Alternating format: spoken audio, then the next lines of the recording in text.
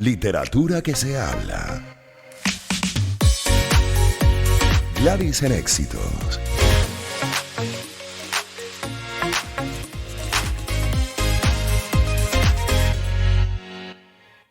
Te saludamos, Jesús Piñero, historiador, periodista, colaborador de Prueba Vinci. Bienvenido, buenas tardes. Hola Gladys, ¿qué tal? Un placer siempre estar contigo. El placer nuestro para además revisar en este segmento que me encanta, literatura que se habla, La rebelión de los náufragos de Mirta Rivero. Es un libro sobre el segundo mandato de Carlos Andrés Pérez, al tiempo que va incluso pues en diferentes episodios, revelando lo que podrían ser quizás datos que desmontan algunas supuestamente verdades o asumidas como verdades en la historia reciente de nuestro país. Pero cuéntanos tú, por favor, además como historiador, ¿qué podemos destacar de este libro, La rebelión de los náufragos? Bueno, primero que nada que este libro viene a ser, digamos, abrir el debate sobre un tema que es bastante polémico, como lo fue la salida de Carlos Andrés y bueno, lo que fue todo su segundo gobierno. Hasta entonces, creo que el libro sale en 2010, sí, 2010. Pues recuerdo que a mí me tocó entrevistar a Mirta 10 años después porque el libro fue un éxito en superventas para la editorial Alfa.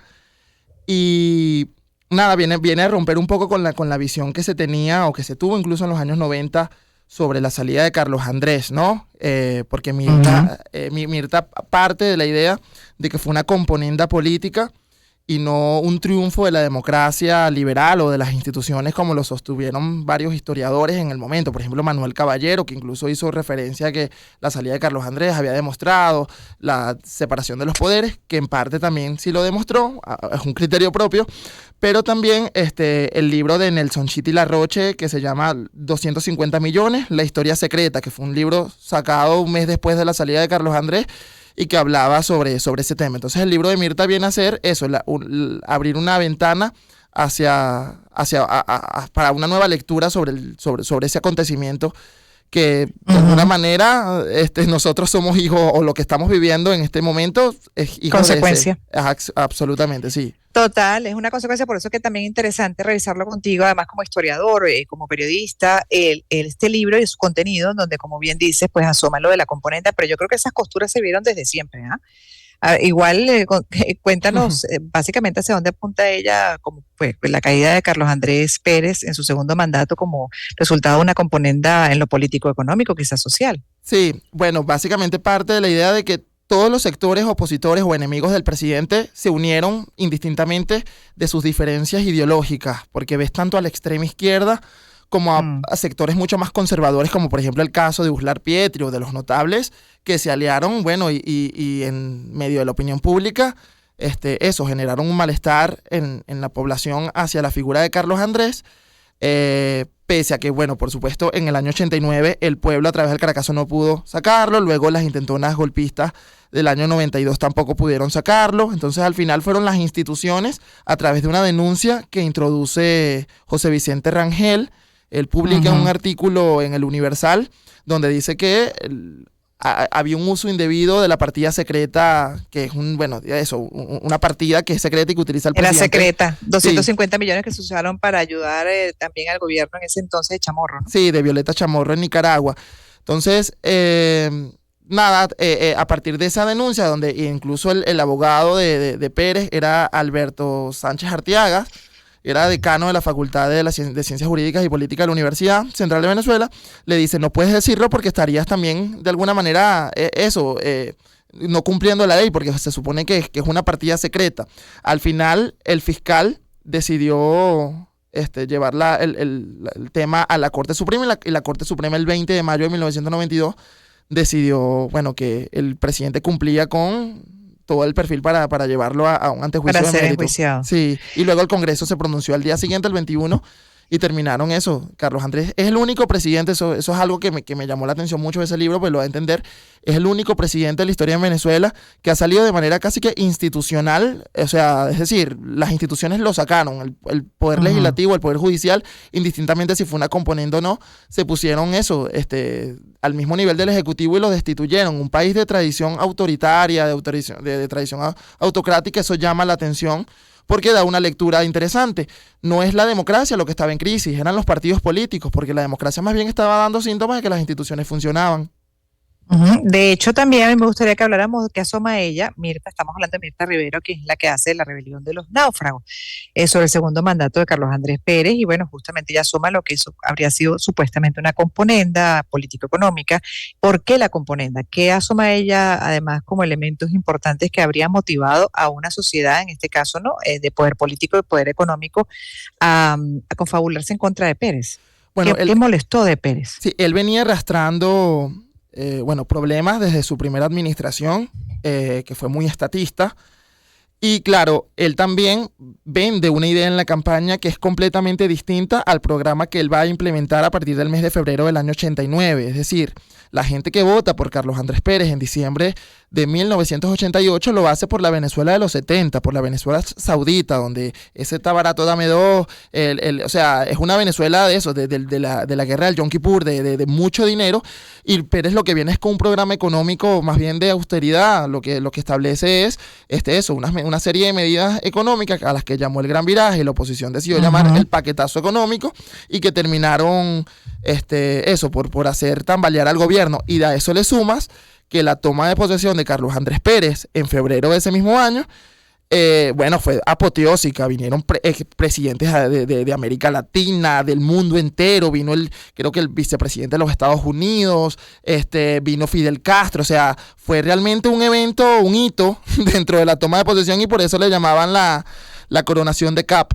Entonces, y de hecho se hizo hasta en el Teatro Teresa Carreño, porque el hemiciclo, o sea, recrearon todo el hemiciclo de la actual de la Asamblea Nacional, en ese momento Congreso de la República, en el teatro, y él asumió, o sea, la gente decía, wow, o sea, hay plata en el país, pero luego viene con un programa de austeridad y desencadena los hechos del Caracazo, luego el mal manejo del Caracazo también, donde se violaron derechos humanos, y bueno, basta revisar los testimonios que ha recogido COFAVIC, que es la Comisión de Familiares y Víctimas de los Sucesos de Febrero y Marzo de 1989, del Caracazo, para darse cuenta, o incluso el libro que recientemente sacó Alonso Moleiro, que se llama La Nación Incivil, que publicó Editorial Dávar. Entonces, o sea, ya tú ves que vienes arrastrando un malestar.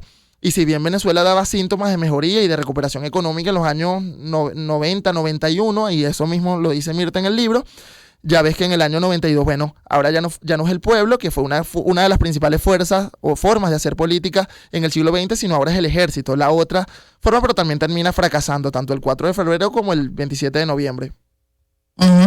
Sí, pero de hecho también, o sea, porque el punto es que con esas medidas, obviamente que no eran medidas populistas, para nada simpáticas, también ponía según la versión, porque esto además es una versión, ¿no? Esto no es definitivo, habría que hacer una investigación a fondo para llegar a esa conclusión, y con los pelos en la mano de que fue resultado de una componente. Pero lo cierto es que, de acuerdo a explicaciones de algunos especialistas, incluso en política, también en el área económica, estaría ese paquete que en su momento pues impuso Carlos Andrés Pérez en su segundo mandato, arriesgando el poder de algunos, ¿no?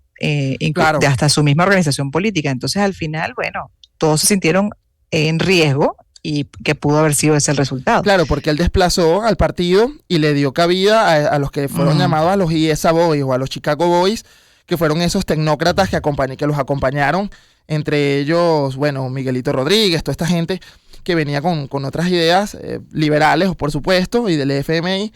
Y bueno, nada, eso no fue bien recibido por parte del partido.